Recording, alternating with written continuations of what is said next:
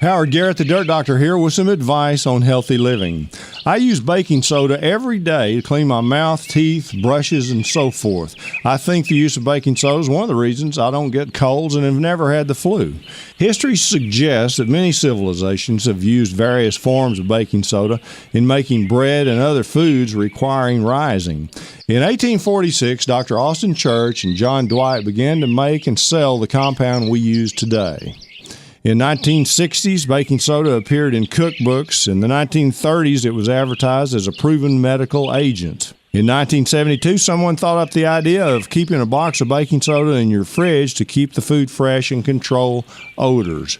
In 1988, I read somewhere that baking soda, used at 4 teaspoons or a rounded tablespoon per gallon of water, worked well to control fungal diseases on plants, and it worked. Later, it was tried at half a cup per gallon to control ball moss in trees, and it worked.